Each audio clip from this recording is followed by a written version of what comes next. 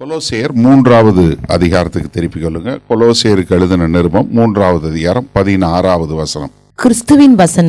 கிறிஸ்துவின் வசனம் உங்களுக்குள்ளே சகல ஞானத்தோடும் பரிபூரணமாய் வாசமாய் இருப்பதாக. அதாவது கொலோசே பட்டணத்தில் உள்ள சபைக்கு அப்போஸ்தலனாகிய பவுல் ஒரு கடிதம் எழுதுறார். இந்த கொலோசேல there is a problem about worship மற்றும் அவங்களுடைய இயேசு ஒரு சாதாரண மனுஷன்தான், அவர் ஒரு தெய்வீக தன்மை இல்லை என்று சொல்லக்கூடிய ஒரு கலப்படமான காரியங்கள் நடைபெறும்போது அங்கே உள்ள சபைக்கு கர்த்தர் எப்படிப்பட்டவர் என்பதை குறித்து சொல்லும்போது ஒவ்வொரு காரியமாக முதல் 2 அதிகாரங்களில் எப்படி எல்லாம் அவருக்குள் அவரை கொண்டு அவருக்கென்று சிருஷ்டிக்கப்பட்டது, அவர்தான் தேவன் என்பதை சொல்லி முடித்துவிட்டு இங்கே 3வது அதிகாரம் வரும்போது பிராக்டிக்கலுக்கு கொண்டு வர்றார். முதல் 2 அதிகாரங்களில் ஒரு தியாலஜி என்று சொல்லக்கூடிய கர்த்தத்துவங்களை சொல்லிட்டு இந்த 3வது 4வது அதிகாரத்தில் நம்ம எப்படி வாழ வேண்டும் என்று சொல்லக்கூடிய ஒரு காரியத்தை சொல்லி கொடுக்குறார்.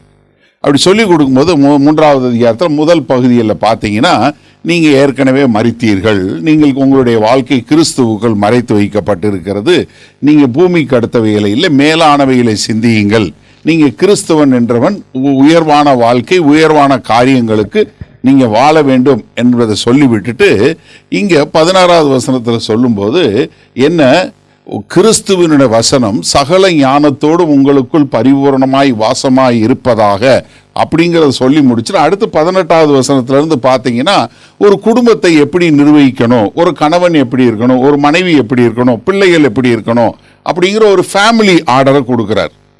நீங்கள் நல்லா கவனிங்க. அதாவது கர்த்தராகிய இயேசு கிறிஸ்து யார் என்பதை தெரிந்து கொள்ளும் போது there is a implication. When you know who Christ is, there must be an implication upon your life how you ought to live. ஏன்னா நீங்க இயேசு கிறிஸ்து யாருன்னு தெரிஞ்சதுன்னா உங்களுடைய வாழ்க்கை, அவரை அறிந்து கொண்ட நீங்க உங்களுடைய வாழ்க்கை எப்படி இருக்க வேண்டும், உங்க குடும்பம் எப்படி இருக்க வேண்டும் என்பதை சொல்வதற்கு ஒரு கன்ஜெக்ஷன் மாதிரி இங்க சொல்லும்போது என்ன சொல்றாருன்னா, let the word of Christ dwell with you richly in all wisdom. அப்ப எனக்குள்ள தேவனுடைய வார்த்தை சகல ஞானத்தோடு பரிபூர்ணமாய் வாசமாய் இருக்கணும்னா முதலாவது நான் என்ன செய்யணும்னா let the word of Christ. அப்ப நான் என்ன பண்ணணும், முதல்ல நான் தான் அனுமதிக்கணும். letting the word of God to come in.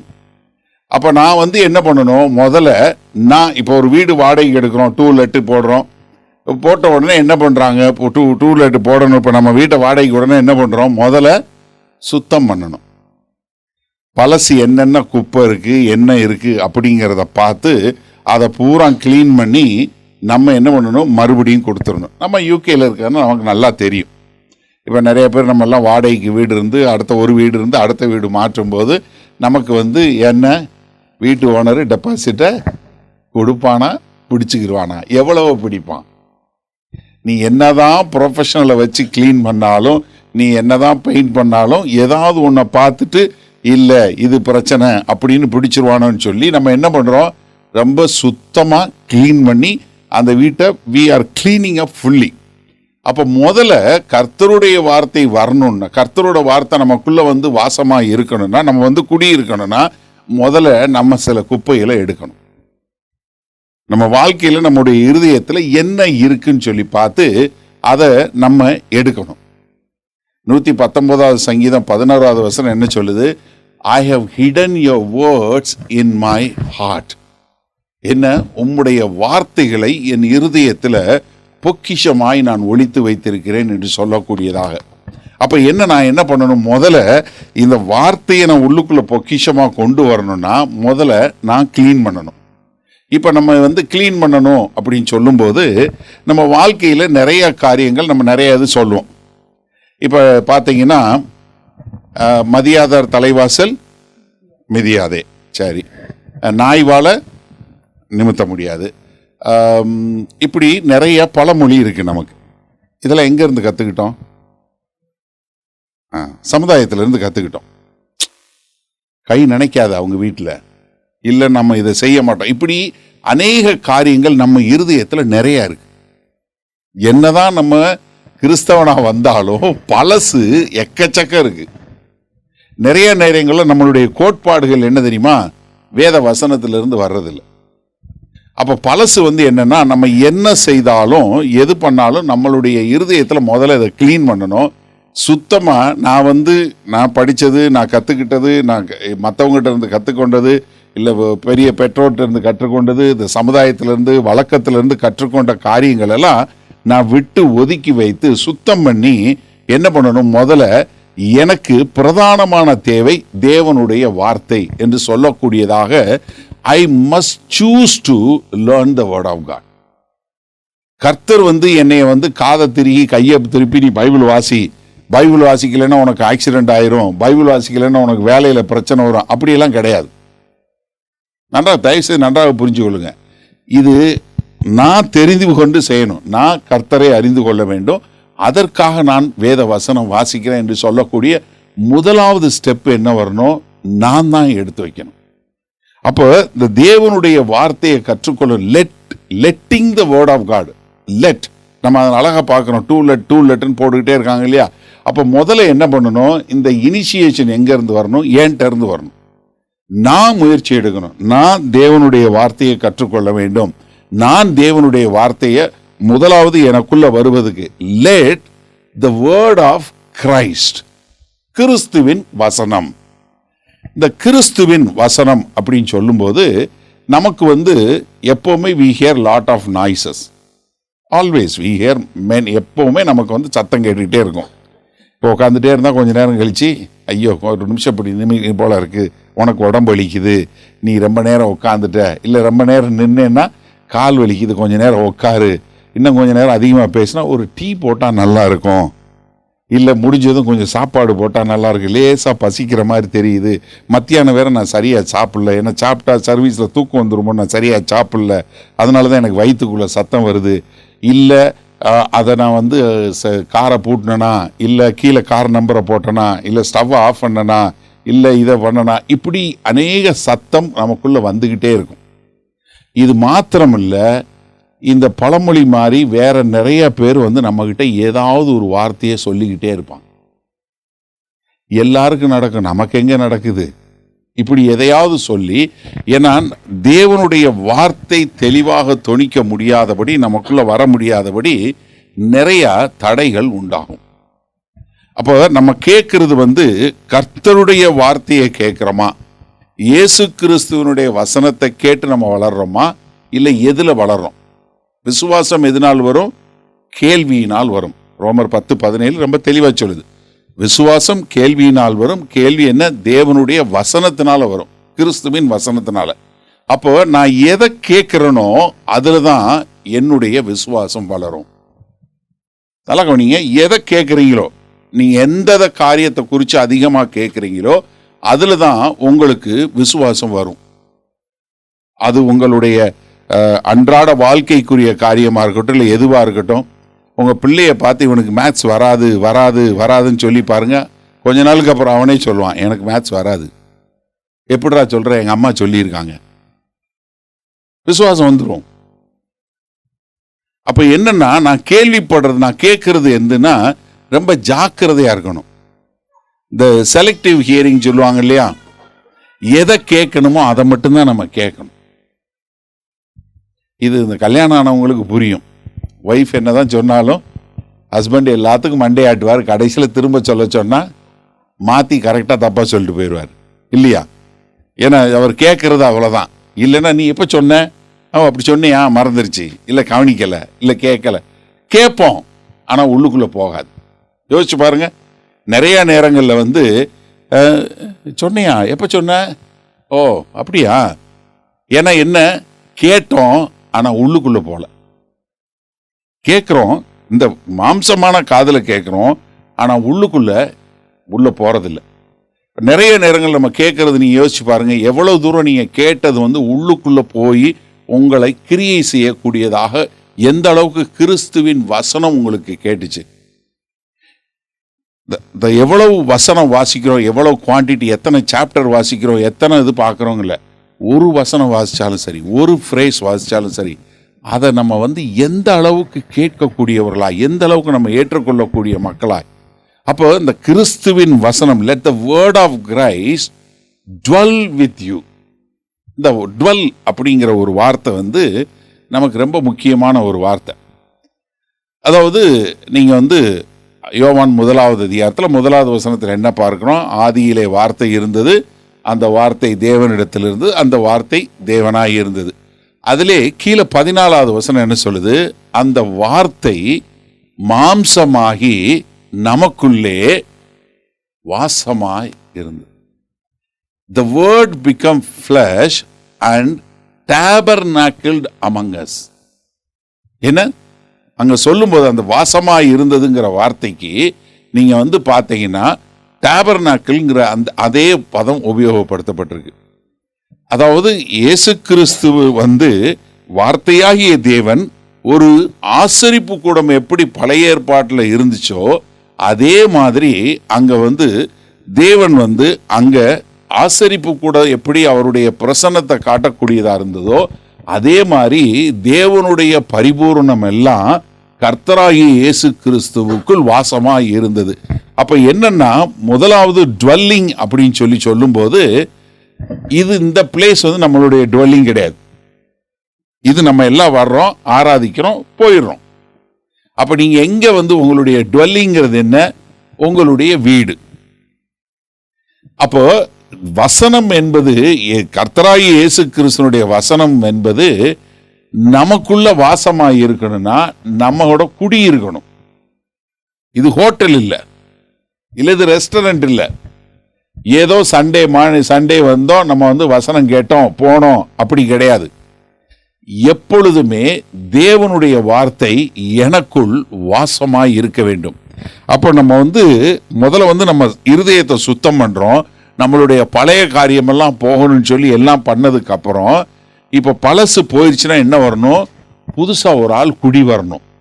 அந்த குடி வர்ற யாரா இருக்கணும்? தேவனுடைய வசனமாக இருக்க வேண்டும். அப்போ கர்த்தருடைய வார்த்தை எனக்குள்ள பரிபூரணமாய், அதாவது முதல்ல வாசமாய் இருக்கணும். வாசமாய் இருக்குன்னா என்ன? எனக்குள்ள அந்த வார்த்தை it should be a resident member in my body, in my heart. தேவனுடைய வார்த்தை எனக்குள்ள அவ்வளவு என்னை கிரிப் பண்ணக்கூடியதா, எனக்குள்ள அந்த வார்த்தை வாசமா இருக்கணும். இந்த வார்த்தை வாசமா இருப்பது, இந்த வார்த்தை எனக்குள்ள குடியிருப்பது அப்படின்னு சொன்னா என்ன? இது நிரந்தரமாக இருக்கக்கூடியது. ஒரு வசனம் நீங்க கேட்குறீங்க, ஒரு வசனத்தை நீங்க படிக்கிறீங்கன்னா அந்த வசனம் எந்த அளவுக்கு நீங்க ஆழமாக தோண்டி தோண்டி தோண்டி அதை உங்களுக்குள்ள எந்த அளவுக்கு நீங்க பதியம் போட்டு வைக்கிறீங்களோ, எந்த அளவுக்கு அது உங்களை மாற்றக்கூடியதா இருக்கோ, அந்த அளவுக்கு அந்த வார்த்தை அப்படியே நமக்குள்ள இருக்கக்கூடியதா இருக்கணும். ஒன்றும் இல்லை, சிம்பிள். இப்போ கேட்குறேன், தம்பி சங்கீதத்திலிருந்து ஒரு வசனம் வாசிச்சார். எனக்கு ஒத்தாசை வரும் பர்வதங்களுக்கு நேராய் என் கண்களை ஏறெடுத்து. எந்த சங்கீதம் அது? பரவாயில்ல, முடிச்சிருந்தீங்க, சந்தோஷம். என்னன்னா, நிறைய நேரத்தில் நம்ம கேட்போம், சரியா? இப்ப எனக்கு ஒத்தாசை வரும் பர்வதங்கள் நேராய் நான் கண்களை ஏறெடுப்பேன். அழகா சொன்னா நான் மனுஷ உதவி கேட்கறது இல்லைன்னு, சரியா? இப்ப நீங்க யோசிங்க, உங்களுக்கு இன்னைக்கு போன உடனே ஒரு பிரச்சனை வருது, முதல்ல நீங்க யாரு கூப்பிடுவீங்க? ஒன்று ரொம்ப சிம்பிள். இப்படி இதை ரொம்ப எல்லாம் காம்ப்ளிகேட் பண்ணா, நீங்கள் இப்போ கீழே இறங்கி போகிறீங்க, உங்கள் கார் பார்க்கு போகிறீங்க, உங்கள் காரு டயர் பஞ்சராக இருக்குது, முதல்ல யாரை பார்ப்பீங்க? மான்ஸுக்கு ஃபோன் பண்ணு, இல்லை வேற யாரையாவது கூப்பிடு. பாருங்களேன், நம்ம என்னன்னா, இதுதான் அந்த வார்த்தை நமக்குள்ள கிரியை செய்யக்கூடிய காரியம். சின்ன சின்ன விஷயமா இருந்தாலும் நம்ம உடனே கர்த்தரை காணக்கூடிய மக்களாக இருக்கிறோமா? அது நம்ம அன்றாட வாழ்க்கையில், நான் தான் சொல்றேன்ல, எப்போ உங்களுக்கு உங்களுடைய வாழ்க்கையில வார்த்தை கிரியை பண்ணுன்னா, எந்த ஒரு வசனமா இருந்தாலும் எதா இருந்தாலும் அது உங்களுக்குள்ள வாசமாய் இருக்கும்போது, எனக்கு ஒரு இக்கட்டு, எனக்கு ஒரு நெருக்கத்தில் நான் கர்த்தரை நோக்கி கூப்பிட்டேன், அவர் எனக்கு மறு உத்தரவு அருளினார். அல்லேலூயா. எனக்கு என்ன நெருக்கமா, நான் உடனே கர்த்தரை நோக்கி கூப்பிடுவேன். என்னன்னா எப்பொழுதுமே எனக்குள்ள அந்த வார்த்தை எந்த அளவுக்கு வாசமா இருக்குதோ அந்த அளவுக்கு என்னுடைய வாழ்க்கையை மாற்றும். அப்ப இந்த தேவனுடைய வார்த்தை அது ஜீவனுள்ள வார்த்தை.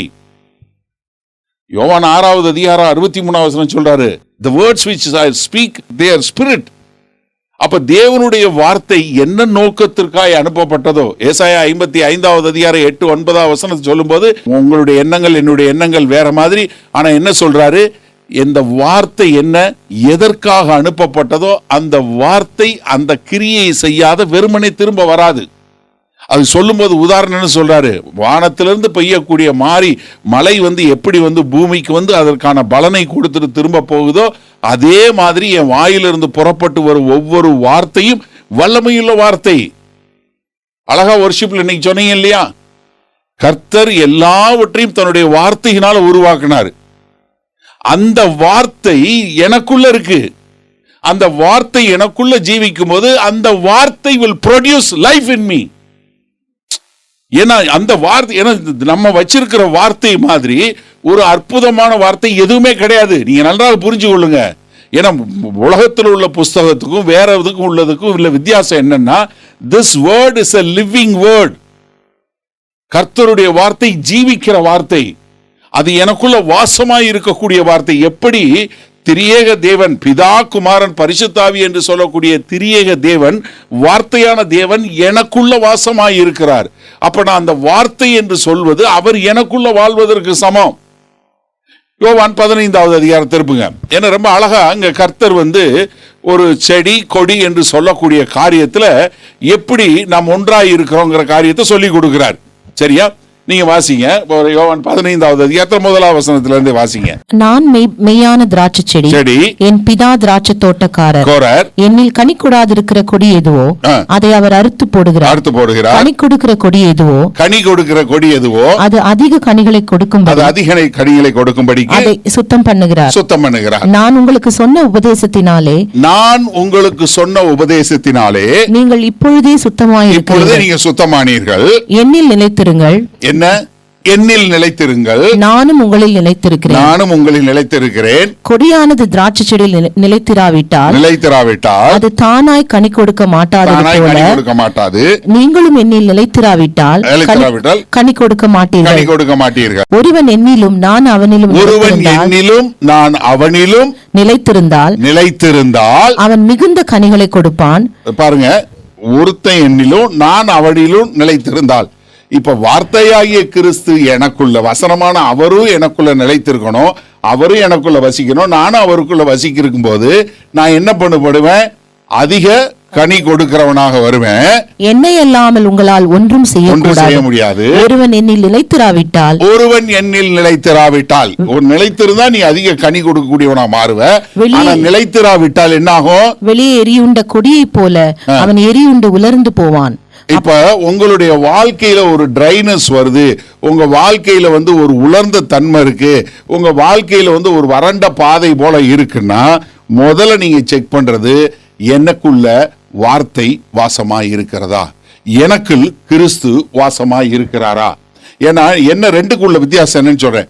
கிறிஸ்து உங்களுக்குள் வாசமாய் இருக்கும்போது சந்தர்ப்ப சூழ்நிலை எல்லாம் பார்க்கும்போது நீங்க செய்யறது பைத்தியக்காரத்தனம் போல அடுத்தவங்க சொல்லுவாங்க. ஆனா உங்களுக்குள்ள தெரியும், கர்த்தர் நடத்துறாரு, எனக்கு புரியல ஆனா நான் நடக்கிறேன். அந்த ஒரு சமாதானம் உங்களுக்குள்ள இருக்கும். அப்ப நீங்க என்ன செய்வீங்க? எதை பத்தி கவலைப்படும். I know it may look very unusual, இது என்னமோ முட்டாள்தனமா உங்களுக்கு தெரியும், ஆனா நான் ஜெபம் பண்ணேன், கர்த்தர் இந்த பாதையில நீ போடான்னு சொல்லி இருக்கிறார், நான் போறேன். அப்படிங்கிற ஒரு தெய்வ சமாதானம் உங்களுக்குள்ள ஒரு 100% இருக்கும். அப்ப நீங்க என்ன பண்ணுவீங்க? Life doesn't make sense but God is with me, அதனால நான் இதுல நடந்து போறேன் அப்படின்னு சொல்லக்கூடிய ஒரு காரியம் உண்டாகும். அப்ப வசனம் எனக்குள்ள நிலைத்திருக்கக்கூடியதாய், ஏன்னா அந்த வசனம் நிலைத்திருக்கும் போது நான் என்ன பண்ணுவேன்? நான் கர்த்தருடைய பாதையில நடக்கக்கூடியவனாய். அப்ப எனக்கு எந்த அளவுக்கு இந்த வார்த்தை எனக்குள் நிலைத்திருக்கிறது. ஏன்னா திராட்சை செடி கொடி, நான் அந்த அளவுக்கு அவருக்குள்ள நிலைத்திருக்கும் போதுதான் நான் கனி கொடுக்கக்கூடியவனாய் இருப்பேன். அப்படி இல்லைன்னா நான் வெட்டப்பட்டவனா, தனித்து விடப்பட்டவனா, எந்த ஒரு உதவி இல்லாம மனுஷரையும் மற்றவர்களையும் பார்க்கக்கூடியவனா மாறுவேன். ஆனா வார்த்தை எனக்குள்ள இருக்கும்போது நான் என்ன கர்த்தரோடு சேர்ந்து வாழக்கூடியவனா. அப்ப let the word of Christ dwell within me richly. எப்படி? பரிபூரணமாய். தமிழ்ல என்ன? பரிபூரணமாய். ரொம்ப அருமையான வார்த்தை தமிழ்ல இந்த பரிபூரணம் என்று சொல்லக்கூடிய வார்த்தை. ஏன்னா முழுமை என்று சொல்லக்கூடியது ஃபுல் என்று சொல்லக்கூடிய, ஃபுல்னா முழுசாயிருச்சு, ஃபுல்லாயிருச்சு, முழுசுன்னு சொல்றோம், முழுமை என்று சொல்லக்கூடியது. பூரணம் என்றால் என்ன? ஓவர் ஃப்ளோயிங் அர்த்தம் இல்லையா? பூரணமாயிருச்சு, அதாவது நிறைஞ்சிருச்சு, முழுமையாயிருச்சு. பூரணமாயிருச்சுன்னா என்ன? அது நிறைஞ்சு இன்னும் போதும் அளவுக்கு பூரணமாயிருச்சு. பரிபூரணம் என்றால் முற்றும் முடிய அது பூரணமாயிருச்சு. It's over flowing. அப்ப என்னன்னா, ஒரு ஆள் பக்கத்துல நீங்க போனீங்கன்னா ஆனா அப்படின்னு தொட்டாலே என்ன வரும்?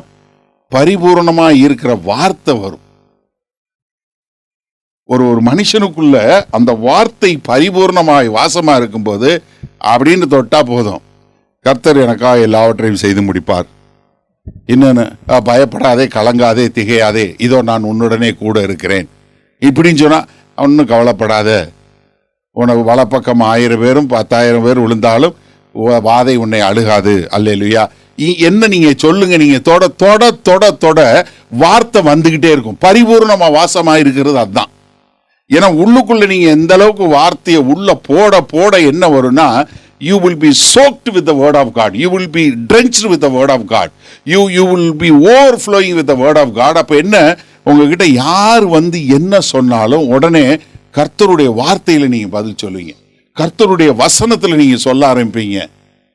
இதை கர்த்தர் என்னோட கூட இருக்கிறார், நான் உன்னை விட்டு விலகுவதும் இல்லை, உன்னை கைவிடுவதும் இல்லை, இதோ உலக முடிவு பரியந்தம் நான் உங்களுடனே கூட இருக்கிறேன்னு சொல்லி இருக்கிறாரு. அதனால நான் தைரியமா போவேன், நான் கவலைப்படவே மாட்டேன், நான் பயப்பட மாட்டேன், நான் திகைக்க மாட்டேன், நான் கலங்க மாட்டேன். ஏன்னா என்னை கைவிடாத கர்த்தராகிய இயேசு கிறிஸ்துவை சொந்த குமாரன் என்றும் பாராமல் கல்வாரி சிலுவைக்கு ஒப்பு கொடுத்த தேவன் எல்லாவற்றையும் கொடுக்காமல் எப்படி இருப்பார்?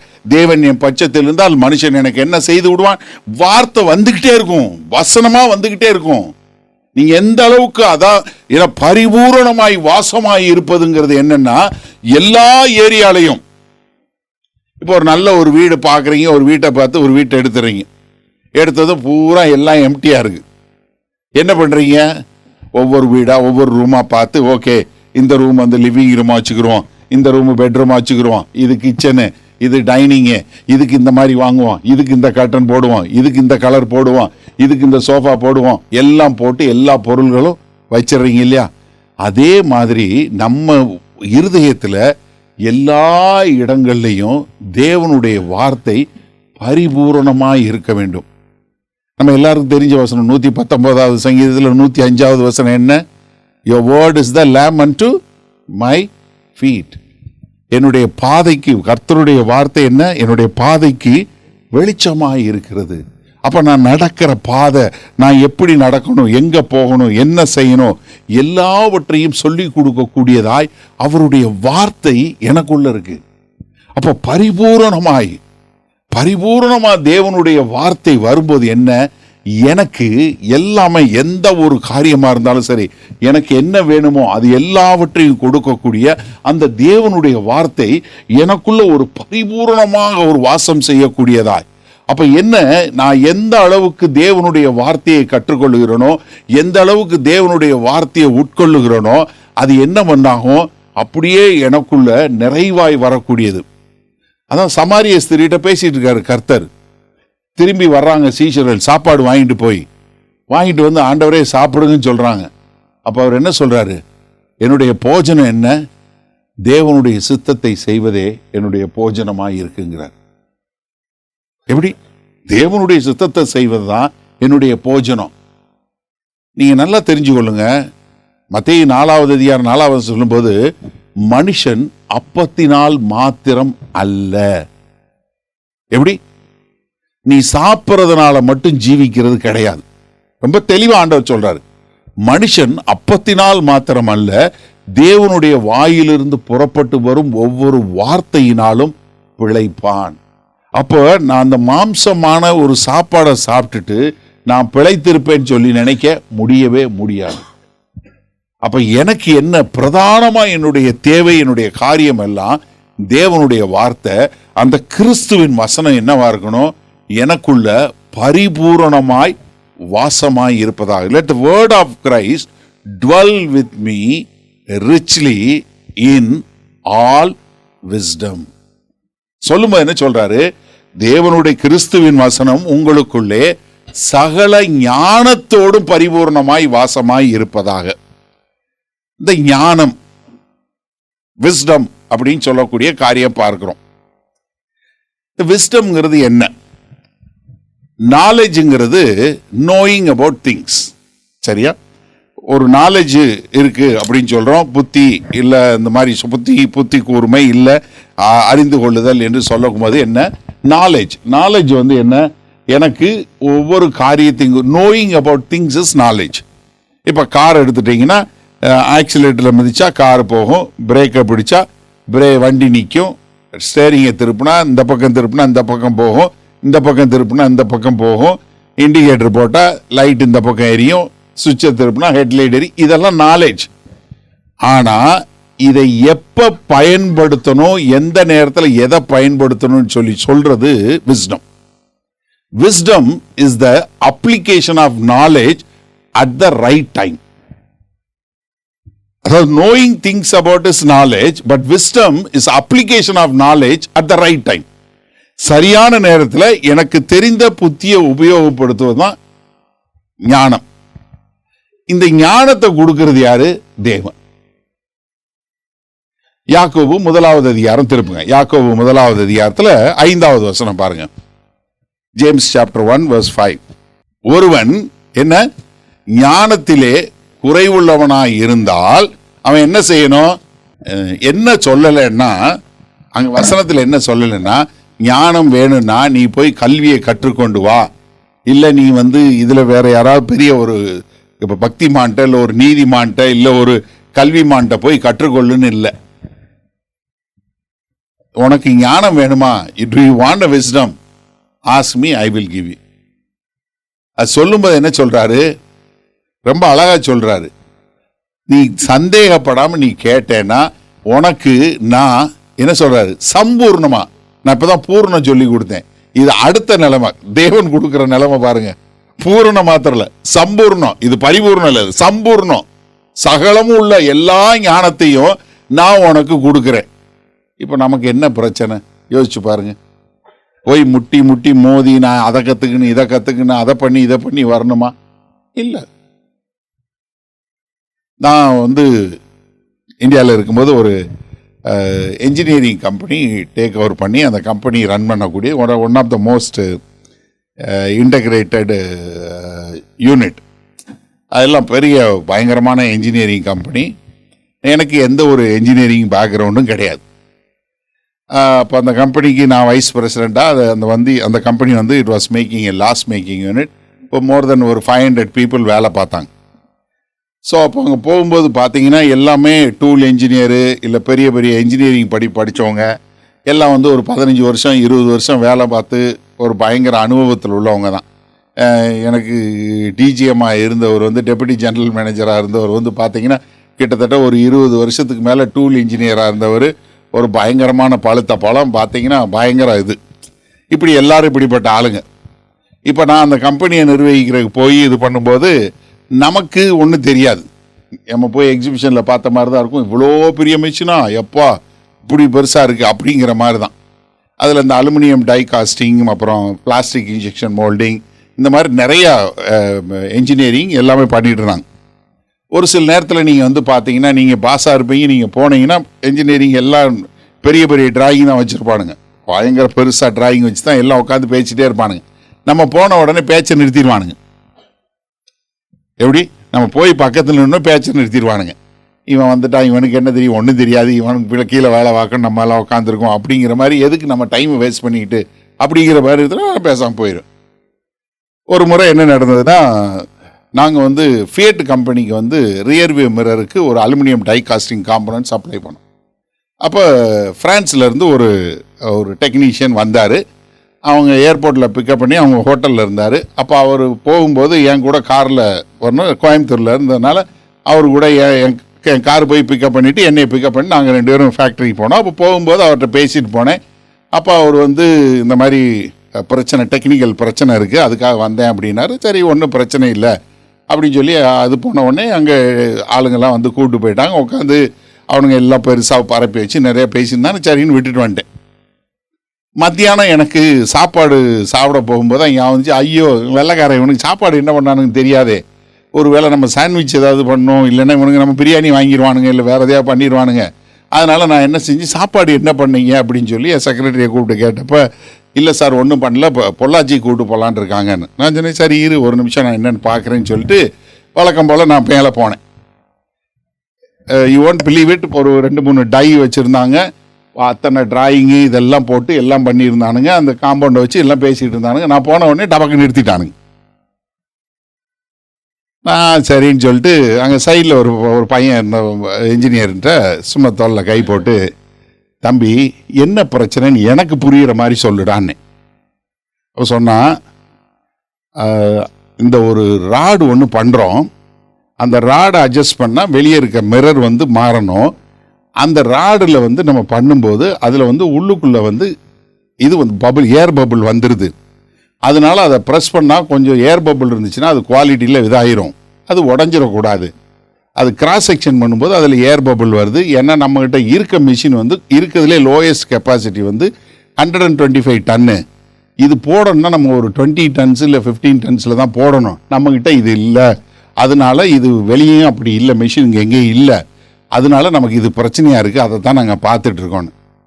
நான் சொன்னேன், ஒன்றும் இல்லைடா ராஜா, 20 டன்னில் போட்டால் வருங்கிற, நம்ம 125 டன் வச்சுருக்குறோம். இது ஒரு காம்பனண்ட்டுக்கு பதிலாக இதை ஒரு 5 காம்பனண்ட் இல்லை 6 காம்பனண்ட் வர்ற மாதிரி நீ டையை மாற்றினேன்னா பிரச்சனை சரியாயிரும்ல அப்படின்னு நான் கேட்டேன்.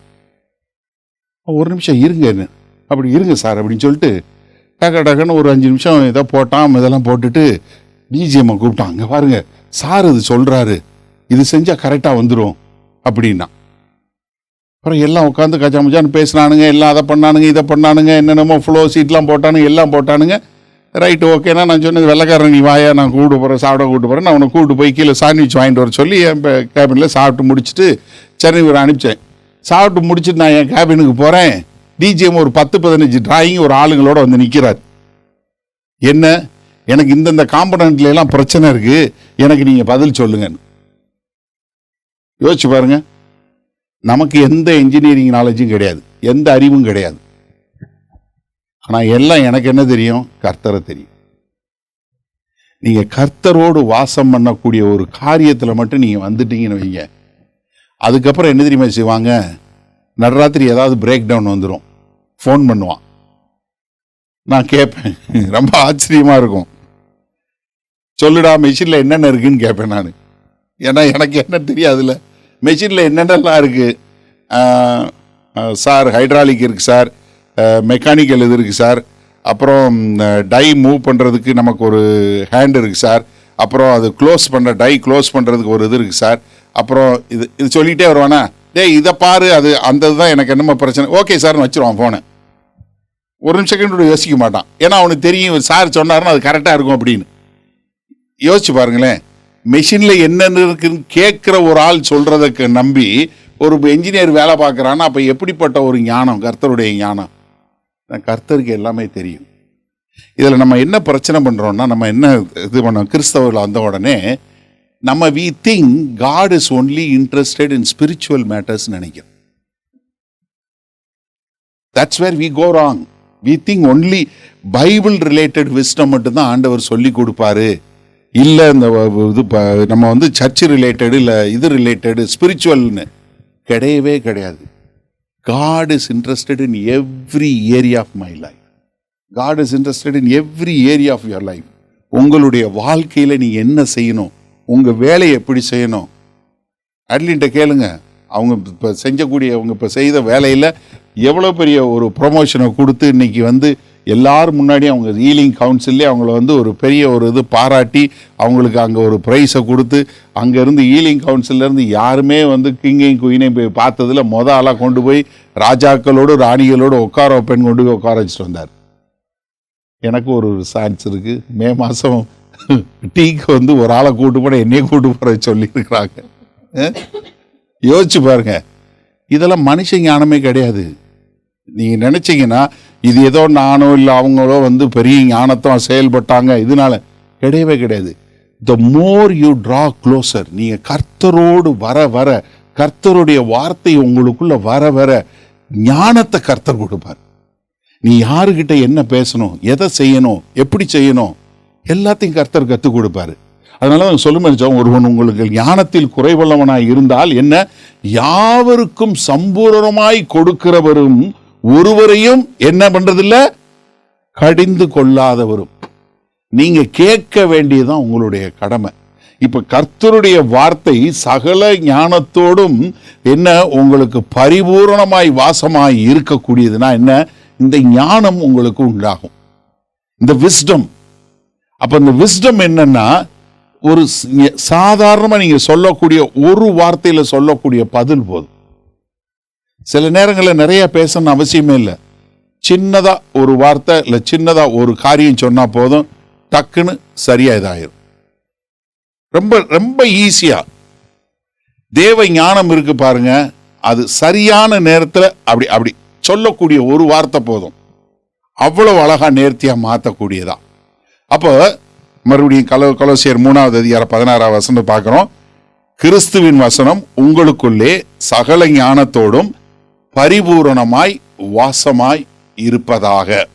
அப்ப என்ன, நான் கத்துக்கணும்னு வரணும், தேவனுடைய வார்த்தை எனக்குள்ள வரணும், அது சகல ஞானத்தோடும் என்னவா இருக்கணும், பரிபூரணமாய் எப்போதும் எனக்குள் வாசமாய் இருந்து என்னை வழிநடத்தக்கூடியதாக இருக்கணும். அப்ப என்ன பண்ணுவோம், சங்கீதங்களினாலும் கீர்த்தனைகளினாலும் ஞான பாட்டுகளினாலும், என்ன ஸ்பிரிச்சுவல் சாங்ஸ் என்று சொல்லக்கூடியதா, சங்கீதம், கீர்த்தனை, ஞான பாட்டு, இந்த மூணையும் கொண்டு என்ன செய்ய போறோம், சங்கீதம் ஞான பாட்டுகளினாலும் ஒருவருக்கொருவர் போதித்து.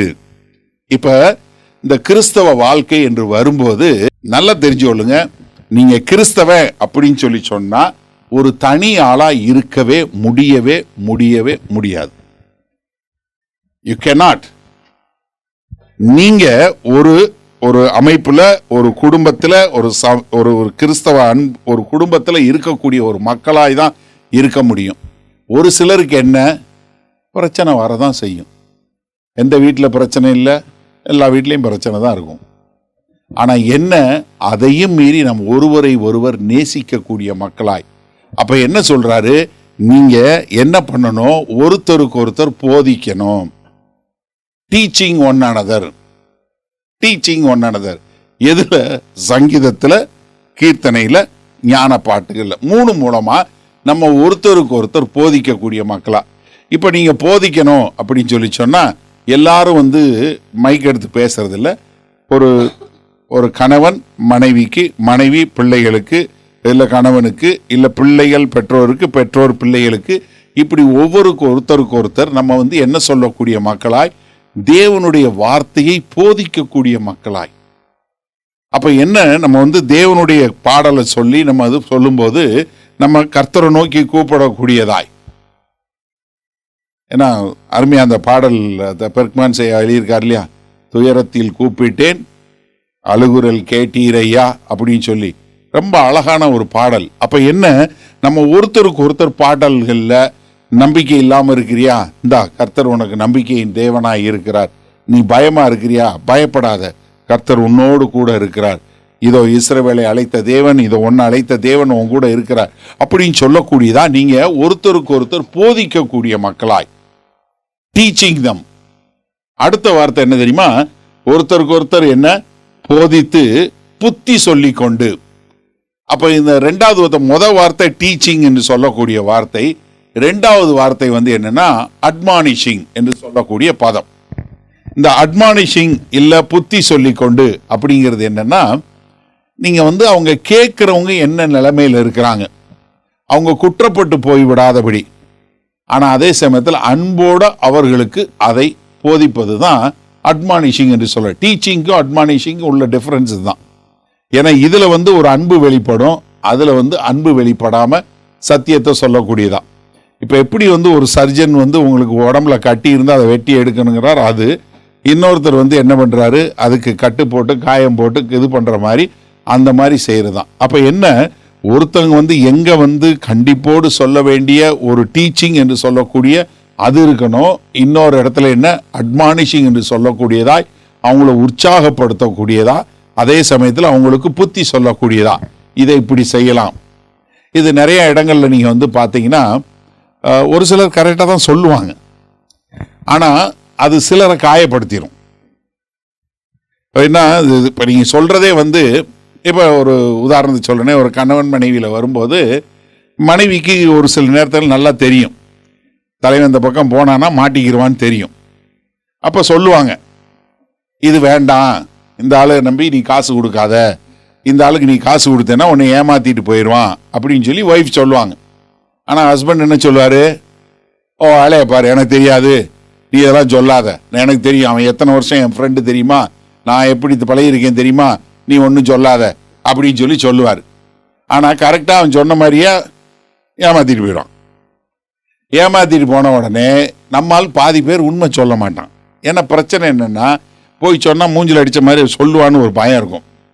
நான் தான் அன்னைக்கே சொன்னனே அப்படின்னு சொல்கிறதுக்கு பதிலாக என்ன தெரியுமா சொல்லணும், கவலைப்படாதீங்க, அடுத்த தடவை பார்த்துக்கிறோம். முதல்ல சொல்கிறது போதிக்கிறது, நீ கொடுக்காதன்னு சொல்கிறது. ரெண்டாவது சொல்கிறது இல்லை, அடுத்த முறை நம்ம சேர்ந்து நம்ம ப்ரே பண்ணிட்டு செய்வோம் அப்படின்னு சொன்னீங்கன்னா, அடுத்த தடவை கொடுக்கறதுக்கு முன்னாடி அவரே தானே வாலண்டியராக கேட்பார், இந்த மாதிரி இவர் கேட்குறாரு, நான் என்ன சொல்கிறதுன்னு எனக்கு தெரியல, நம்ம ஜெபம் பண்ணுவோமா அப்படின்னா என்ன, நீ ப்ரே பண்ணிட்டு சொல்லு, இல்லை உனக்கு என்ன தெரியுது சொல்கிறத அதை இன்டைரக்டாக கொஞ்சம் டிப்ளமேட்டிக்காக கேட்குறாருன்னு அர்த்தம். அப்போ என்னென்னா, நம்ம எப்படி இந்த குடும்ப உறவு தான் சொன்னேன் இல்லையா, கொலோசியர் 3வது அதிகாரத்தில் 18வது வசனத்திலிருந்து குடும்ப உறவுகளை பற்றியும் சொல்லி கொடுக்க போகிறார். ஒரு கணவன் எப்படி இருக்கணும், மனைவி இருக்கு எப்படி இருக்கணும். அப்போ நம்ம இது இருந்தால் தான் நம்ம அந்த உறவுகளை சரியான முறையில் வழி நடத்த முடியும். அப்போ என்ன, முதல்ல ஒரு புத்தி சொல்லணும், அடுத்து என்ன, அது ஒன்று போதிக்கணும், ரெண்டாவது புத்தி சொல்லணும். சொல்லிக்கொண்டு உங்கள் இருதயத்திலே கர்த்தரை பக்தியுடனே பாடுங்கள். நம்ம என்ன, நம்மளுடைய வாழ்க்கை வொர்ஷிப்பாக மாறும். அப்போ முதல்ல கர்த்தருடைய வார்த்தை எனக்குள்ள இருக்கணும், அந்த கர்த்தருடைய வார்த்தை எனக்கு ஞானத்தை கொடுத்து என்னை சரியான பாதையில் நடத்தணும். அப்படி நடத்தும்போது நான் ஒரு கம்யூனிட்டியாக வாழ்வேன், நான் மற்றவர்களோடு சேர்ந்து வாழக்கூடிய ஒரு வாழ்க்கை. இப்போ நான் ஒருத்தருக்கு எப்போ பாரு புத்தி சொல்லிக்கிட்டே இருந்தால் சரியாக வராது, எப்போ பாரு நான் போதித்து கொண்டே இருந்தால் வராது. அப்போ என்ன, ஒரு அன்புடன் கூடிய இந்த காரியங்களை செய்யக்கூடியதாக. அதனால யோவான் 13வது அதிகாரம் 34, 35 வசனத்தில் ஆண்டவர் என்ன சொல்கிறாரு, நீங்கள் எப்படி என்னுடைய சீஷர்கள் என்று உலகம் அறிஞ்சு கொள்ளும், நீங்கள் ஒருத்தர் மேல் ஒருத்தர் அன்பு காட்டக்கூடிய அன்பின் மூலமாக தான் இந்த உலகம் என்னுடைய சீஷர்கள் என்று அறிந்து கொள்ளும். அப்போ நம்ம என்ன, ஒருத்தரோடு ஒருத்தர் அன்பு செலுத்தக்கூடிய மக்களா. அப்போ ஒரு சபை, ஒரு ஆவிக்குரிய குடும்பம் அப்படின்னு வரும்போது கொஞ்சம் பேர் கரடு முரடா இருப்பாங்க, கொஞ்சம் பேர் ரொம்ப பாசமாக இருப்பாங்க, கொஞ்சம் பேர் ஒரு மாதிரி இருப்பாங்க. அப்போ என்னன்னா, நம்ம எந்த ஒருத்தரும் என்னென்ன பங்கு, நம்ம ஒரு ஊழியன்னா நமக்கு ஒவ்வொருத்தருக்கும் என்னென்ன பங்கு, நம்ம என்ன செய்ய முடியும். ஒருத்தர் நல்லா சிரிக்கிறாரு, எல்லார்கிட்டையும் நல்லா பேசுவார்னா அவரை டோரில் போடுங்க, எல்லார்கிட்டையும் வருவார், சிரிப்பார், சந்தோஷமாக இருப்பார். எல்லாம் யார் வேணாலும் எப்போ மாதிரி இடக்கு மடக்கா பேசுகிறாரு அவரை கவர்மெண்ட்டில் பேச விடுங்க, அவர் உள்ளே பேச விடக்கூடாது. அப்போ என்னென்னா, நம்ம எல்லாருக்கும் ஒரு ஒரு திறமை இருக்குது, அது எந்த திறமை என்னன்னு சொல்லி பார்த்து நம்ம ஒரு ஆவிக்குரிய குடும்பத்தில் என்ன பண்ணணும், ஒருவருக்கு ஒருவர் புத்தி சொல்லி போதிக்கக்கூடிய மக்களாய் நம்ம வரும்போது அப்போ என்ன, நம்ம சபையில் ஒரு ஒரு அந்யோன்ய ஐக்கியம் உண்டாகக்கூடியதாக, நம்ம ஒருத்தரை ஒருத்தர் நேசிக்க, ஒருத்தரை ஒருத்தர் உற்சாகப்படுத்த, நம்ம ஒருத்தரை ஒருத்தர் எடுத்து கட்டக்கூடிய மக்களாய் வருவோம். அப்போ தேவனுடைய நாமம் மகிமைப்படக்கூடிய ஒரு காரியம் உண்டாகும். இதெல்லாம் வரும்போது தான் நம்முடைய ஆராதனை உண்மையிலே ஆராதனையாக இருக்கும். ஏன்னா யோவான் 4வது அதிகாரம் 23, 24 வசனம் சொல்லும் என்ன சொல்றாரு, கர்த்தரை உண்மையோடும் ஆவியோடும் தொழுது கொள்ளும் காலம் வரும். அது இப்பொழுதே வந்திருக்கிறது. இப்படிப்பட்டவர்கள் தம்மை ஆராதிக்கிறார்களா என்று தேவன் எங்க வானத்திலிருந்து பார்த்து கொண்டிருக்கிறார். அப்ப என்ன, நம்முடைய ஆராதனை ஒரு ஒழுங்காக நம்ம கர்த்தருக்கு ஒரு பிரியமுள்ள ஆராதனை பண்ணணும்னா, அப்போ நம்ம இந்த காரியங்களை செய்யும் போது தான் நம்ம வாழ்க்கையே ஒரு ஆராதனையாக மாறும். அப்போ நீங்கள் அப்படி வரும்போது நீங்கள் கையை தூக்கு, கைதட்டு, இதை பண்ணு, அதை பண்ணு எதுவுமே சொல்ல தேவையில்லை. தன்னுடைய இருதயத்திலிருந்து தானாக என்ன பண்ணுவான், கையை தூக்கி ஆண்டவரே நன்றி, தன்னை அறியாமலே ஆண்டவரே இவ்வளவு பெரிய நல்ல தேவனா, இவ்வளவு ஒரு உன்னதமான தேவனா, நான் உம்மை ஆராதிக்கக்கூடிய ஒரு பெரிய பாக்கியம் கிடைச்சிருச்சே அப்படின்னு சொல்லி நம்ம ஆராதிக்கக்கூடிய மக்களாக வருவோம். அப்போ எனக்கு அருமையானவர்களே, முதல்ல நீங்கள் என்ன பண்ணணும், கிறிஸ்துவனுடைய வார்த்தை உங்களுக்குள்ள பரிபூர்ணமாய் வாசமாய் இருக்க முதல்ல நீங்கள் என்ன பண்ணணும், முதல்ல சுத்தம் பண்ணணும். என்னென்ன குப்பை என்னென்ன இருக்குது, எதை எடுத்து வெளியே போடணும். நான் நிறைய மதுரையில் இருந்ததுனால நான் நிறைய சினிமா பார்த்து வளர்ந்தேன்.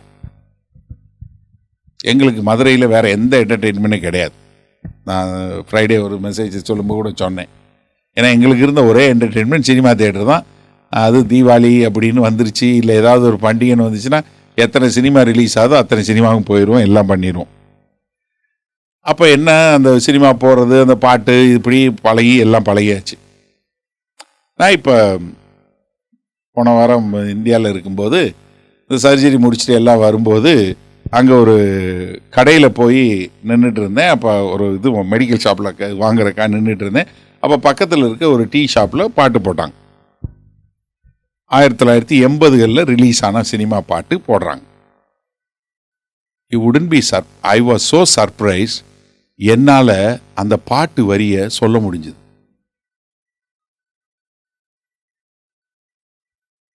எனக்கு ஒரு நிமிஷம் எனக்கே ஆச்சரியம். யோசிச்சு பாருங்க, 40 வருஷம் 30 வருஷத்துக்கு முன்னாடி கேட்ட சினிமா பாட்டினுடைய வரி எனக்குள்ள எங்கேயோ இருக்கு, ஸ்டோர் ஆகுது. நம்ம கர்த்தர் கொடுத்துருக்கிறது ஒரு பயங்கரமான பவர்ஃபுல் மைண்டு. அப்போ நம்ம என்ன பண்ணணும், நம்ம அதை ஒழிச்சு கட்டினா புதுசு உள்ளே வரணும். கர்த்தருடைய வார்த்தை வர வர வரதான் என்ன ஆகும், இது பூரா போகக்கூடியதா. அப்போ முதல்ல நான் எதை விட்டு ஒதுக்கணும், உள்ள எந்த அளவுக்கு கர்த்தருடைய வார்த்தையை நான் திரும்ப திரும்ப சொல்லி சொல்லி சொல்லி அந்த வார்த்தையில் பலப்படக்கூடியவனாய். படிக்கும்போது எல்லா கிளாஸ்லையும் நான் தான் கிளாஸ் லீடர். ஸ்கூல் படிக்கும்போது 10th படிக்கும்போது ஸ்கூல் பீப்புள் லீடர், +2 படிக்கும்போது ஸ்கூல் பீப்புள் லீடர். அதுக்கப்புறம் யூனிவர்சிட்டி போனால் கிளாஸில் இது, அப்புறம் எங்கள் டிபார்ட்மெண்ட்டுக்கு இது. நல்ல வேளை யூனியனுக்கு போல் டிபார்ட்மெண்ட்டோட நிறுத்திக்கிட்டேன். ஆனால் அந்த ஸ்கூலில் படிக்கும்போது ஒரு காரியம் நடந்துச்சு. என்னென்னா, எந்த டீச்சர் வரலைனாலும் அந்த வாய்ப்பாடு சொல்லணும். இந்த வாய்ப்பாடு சொல்கிறது நான் தான் முன்னாடி நடத்துவேன், உடனே பின்னாடி எல்லாரும் சொல்லணும். ஓ 2 அப்படின்னா எல்லாரும் பின்னாடி மறுபடியும் சொல்லணும். அது ஒரு ராகமாக எப்பயுமே சொல்லுவோம். ஒவ்வொரு வாய்ப்பாடாக சொல்லணும். 2வது வாய்ப்பாடுலேருந்து 10வது வாய்ப்பாடு வரைக்கும், அப்புறம் கொஞ்சம் பெரிய பிள்ளைகள் ஆனதுக்கப்புறம் 16வது வாய்ப்பாடு வரைக்கும் சொல்லணும். இன்னைக்கும் மிடில் ஆஃப் த நைட் என்னை எழுப்பி ஏதாவது ஒரு வாய்ப்பாடு சொன்னீங்கன்னா டக்குன்னு அடுத்த வரி சொல்லிடுவேன். யோசிச்சு பாருங்க. அப்போ 10 வயசுக்கு கீழே இந்த வாய்ப்பாடு கற்றுக்கொண்டது 10 வயசுக்கு கீழே உள்ள காலத்தில். அப்போ நம்ம பிள்ளைகளுக்கு கர்த்தருடைய வார்த்தையை போதிக்க வேண்டியது எவ்வளோ முக்கியமான காரியம். நம்ம பிள்ளைகளுக்கு வேத வசனத்தை சொல்லி ஒரு மெமரி வேர்ஸ் சொல்லி அவங்கள மெமரி பண்ண வச்சு அதை சொல்லக்கூடிய ஒரு காரியம். கடைசிய சங்கீதம் 1வது சங்கீதம் 2வது 3வது வசனம் மட்டும் வாசிச்சு முடிச்சிருவோம். துன்மார்க்கருடைய ஆலோசனையின்படி நடவாமலும் பாவிகளுடைய வழியில் நில்லாமலும் பரியாசக்காரர் உட்காரும் இடத்தில் உட்காராமலும் கர்த்தருடைய வேதத்தில் பிரியமாயிருந்து இரவும் பகலும் அவருடைய வேதத்தில் தியானமாயிருக்கிற மனுஷன் தியானமாய் இருக்கிற மனுஷன் பாக்கியவான். அதாவது கர்த்தருடைய வார்த்தையை நம்ம சொல்லி சொல்லி அதில் தியானமாக, அதை ஒரு தியானமாக தேவனுடைய வார்த்தையை கேட்கும்போது நீங்கள் எவ்வளவு நீங்கள் என்ன கற்றுக்கிட்டீங்களோ இல்லையோ, நீங்கள் போகும்போது நீங்கள் இன்னைக்கு ராத்திரி உட்காந்து கொலோசையர் 3வது அதிகாரம் 16வது வசனம், let the word of Christ dwell with me in all wisdom, say praising God in hymns and songs and spiritual songs, worship him with all grace in your hearts என்று சொல்லக்கூடியதாய் கிறிஸ்துவின் வசனம் உங்களுக்குள்ளே சகல ஞானத்தோடும் பரிபூரணமாய் வாசமாய் இருப்பதாக சங்கீதங்களினாலும் கீர்த்தனைகளினாலும் ஞான பாட்டுகளினாலும் ஒருவருக்கொருவர் போதித்து புத்தி சொல்லி கொண்டு உங்கள் இருதயத்திலே ஸ்தோத்தரிக்கக்கூடிய மக்களாய், அவரை ஆராதிக்கக்கூடிய மக்களாய் வர வேண்டும் என்கிற ஒரு எண்ணம் உங்களுக்குள்ள உண்டாகட்டும். அப்பொழுது தேவனுடைய வார்த்தை உங்களுக்குள்ள பூரணமாய் இருக்கும். உங்களுடைய வாழ்க்கை கர்த்தருக்கு ஒரு பிரியமுள்ள வாழ்க்கையாய் வாழ கர்த்தர் உங்களுக்கு கிருபை பாராட்டுவாராக. மகா கிருபையும் இரக்கம் நிறைந்த எங்கள் அன்பின் தகப்பனே, என்ன ஒரு ஆனந்தம் ஆண்டவரே. இதோ உம்முடைய வார்த்தை அது ஜீவனுள்ள வார்த்தை. கேதுரு மரங்களையும் பர்வதங்களையும் உழுக்குகிற வார்த்தை, ஒரு மனிதனை உருவாக்குகிற வார்த்தை, எங்கள் ஆத்துமாவை ரட்சிக்கக்கூடிய வார்த்தை. எங்களுடைய விசுவாசமே இந்த வார்த்தையில் தானே ஆண்டவரே. அப்படிப்பட்ட வார்த்தை எங்களுக்குள் பரிபூரணமாய் வாசமாய் இருக்க நாங்கள் முழுமையாய் உம்முடைய கரங்கள்ல நாங்கள் ஒப்பு கொடுக்கிறோம் ஆண்டவரே. இதோ தேவ ஆவியானவர் தாமே ஆண்டவரே எங்களுக்கு உம்முடைய வார்த்தையை எங்களுக்கு கற்றுக் கொடுத்து அதன் மூலமாய் நாங்கள் let us all saturated by your word of Lord, not such saturated, let us be overflowing with your word of Lord.